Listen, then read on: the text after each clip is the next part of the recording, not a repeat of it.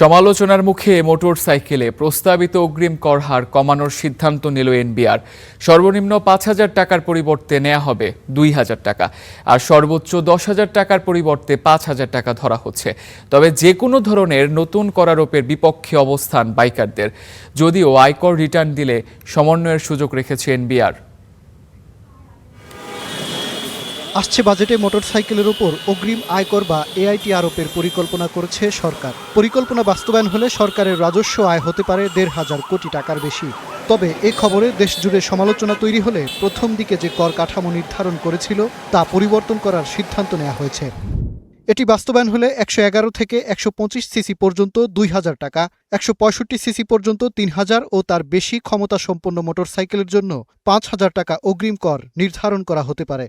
তবে করের আওতামুক্ত থাকবে ১১০ সিসির নিচের সব মোটরসাইকেল। একজন বাইকার তার মোটরসাইকেলের সিসি অনুযায়ী বছরে যে কোনো সময় এ চালানের মাধ্যমে কর পরিশোধ করতে পারবেন। রাস্তাঘাটে চলাচলে বাইকের লাইসেন্সের মতোই ট্রাফিক পুলিশকে এ চালান সরবরাহ করতে না পারলে নেওয়া হতে পারে আইনানুগ ব্যবস্থা। যদিও বছর শেষে রিটার্নের সঙ্গে সমন্বয় করতে পারবেন এ অর্থ। দেশে বর্তমানে নিবন্ধিত মোটরসাইকেল আছে প্রায় ৫০ লাখ। যদিও এনবিআর বলছে রাজস্ব আহরণ নয়, বরং রিটার্ন দাখিলের সংখ্যা বাড়াতেই এমন সিদ্ধান্তের দিকে যেতে চাচ্ছে সরকার। মাজহার মাহবুব, স্টার নিউজ, ঢাকা।